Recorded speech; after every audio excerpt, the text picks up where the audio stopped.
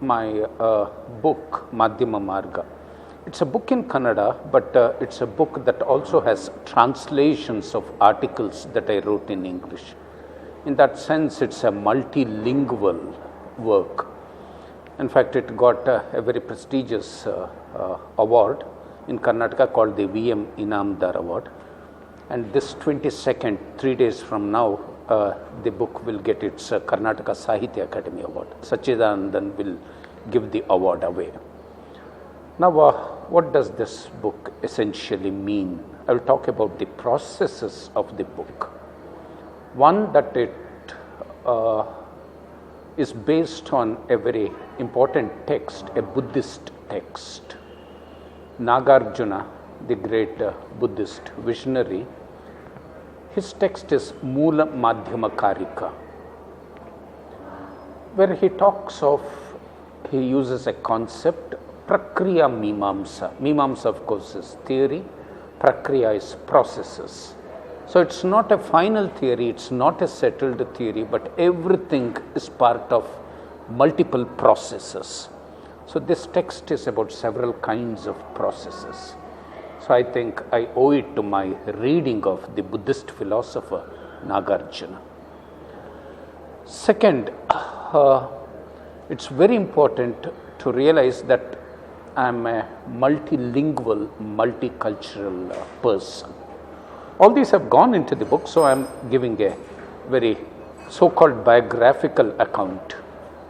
My father, grandfather were great Sanskritists. My father worked 40 years on the Rig Veda and the Mahabharata. So that's the Sanskrit background. I was educated in an English school, a convent, then turned to Kannada. So three traditions, linguistic, cultural, epistemological traditions, are part of this book. Next, the creative processes, especially through my teacher and a person whose works I have responded to as a critic, as an editor, you are Anantamurthy. So, if there is a certain kind of epistemological principle that has gone into the book, creative principles, they are part of the book. And very importantly, the book also, it's a 600-page book, also on contemporary, very contemporary, very important, at times controversial issues, including the debates surrounding cinema.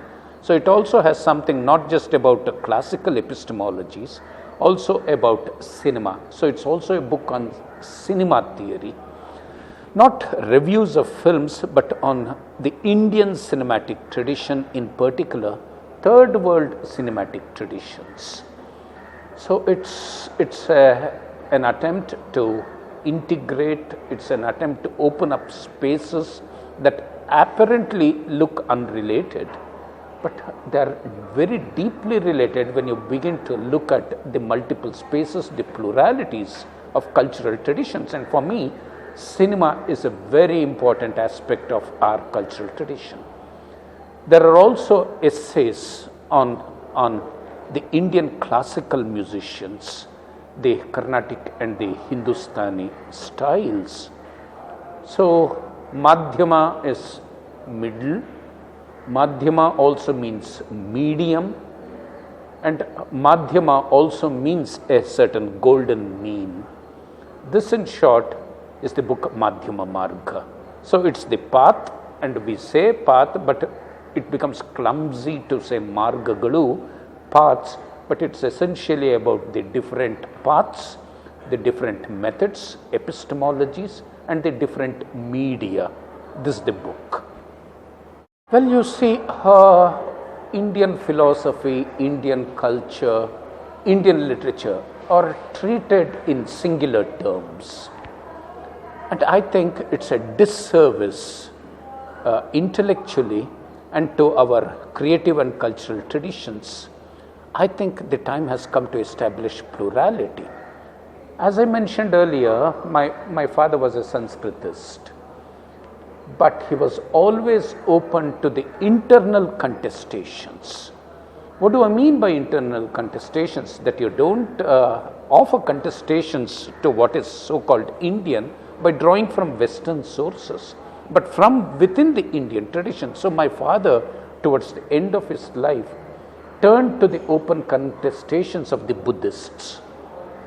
And therefore, you see, today we use the word post-colonial and all that. I don't think there's a need. As an English teacher, I'm obliged to draw from the post-colonial arguments, post-structuralists, call it whatever, that are heavily West-oriented.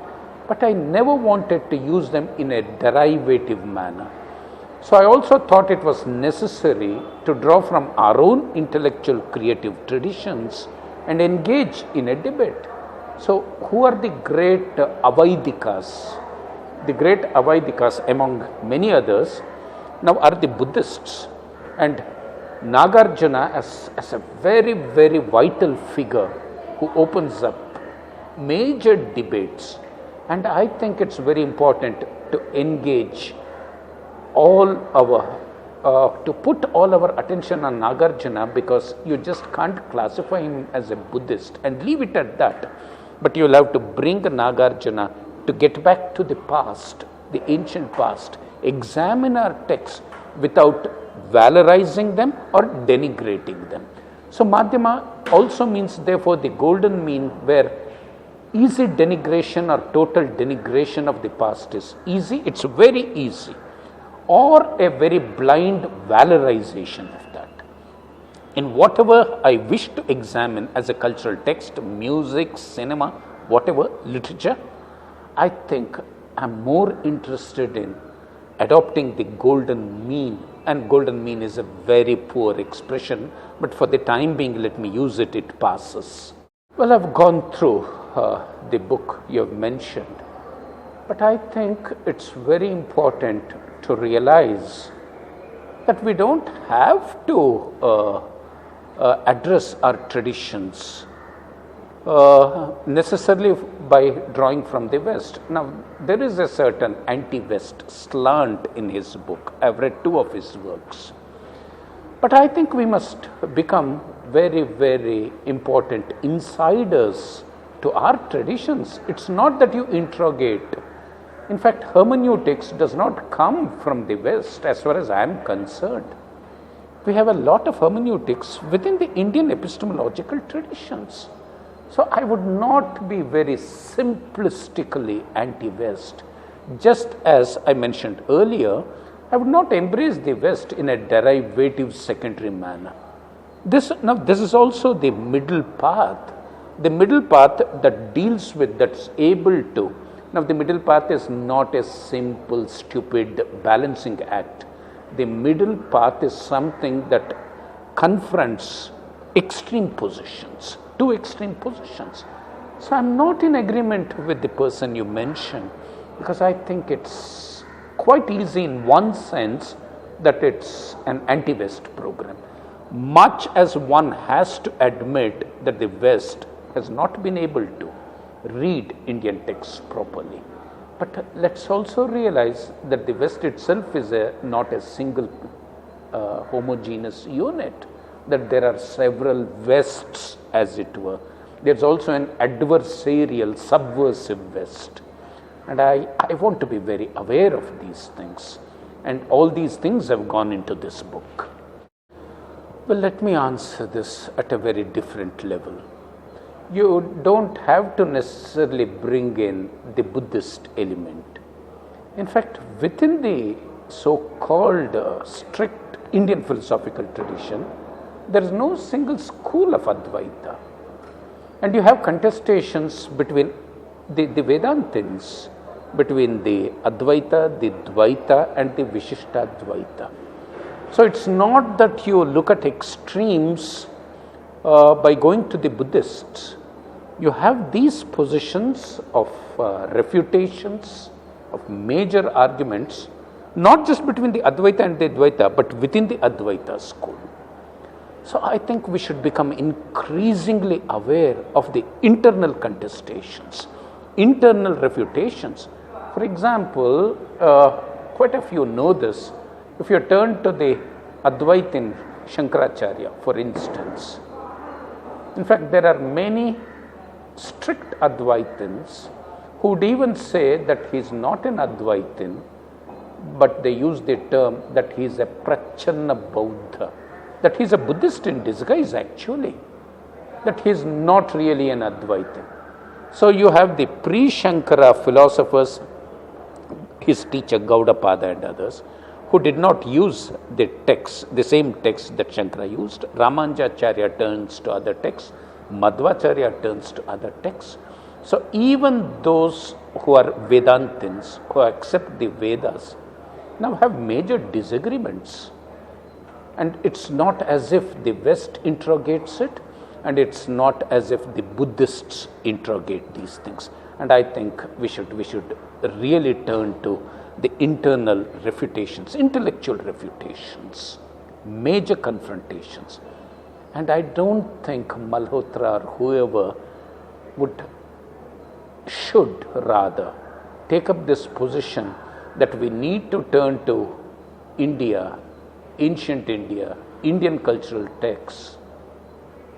I don't think the challenge to the West is something that can be intellectually programmed in a very simplistic manner. That's my problem with those who do criticize the West, but without realizing that we have had our own debates. So I don't think you have to debunk the West in order to talk of the significance of the Indian epistemological and cultural traditions. I do not subscribe to this view at all.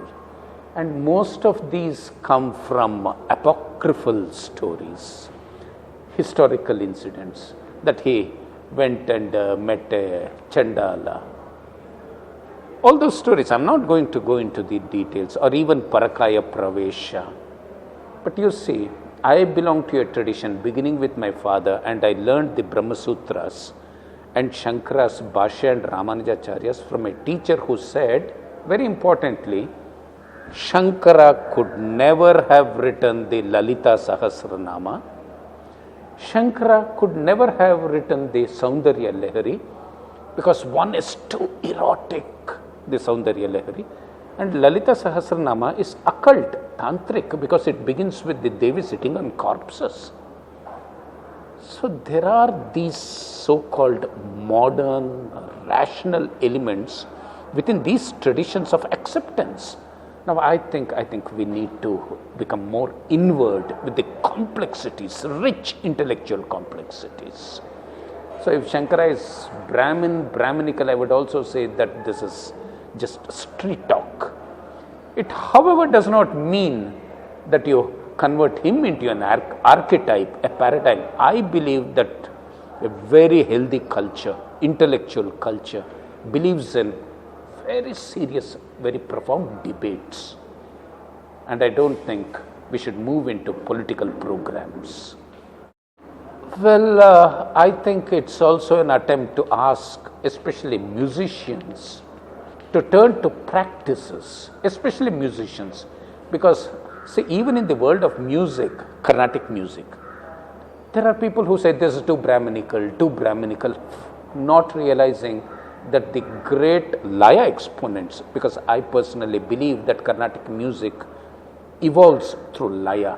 Laya not as just mathematics, but Laya that integrates mathematics with raga, with bhava. In fact, the great Thavil players in Tamil Nadu, for that matter, did not know their Shastras texts, would never deal with the Shastras, but would challenge their Shastra experts who borrowed from the musical treatises, the musical schemes of the past.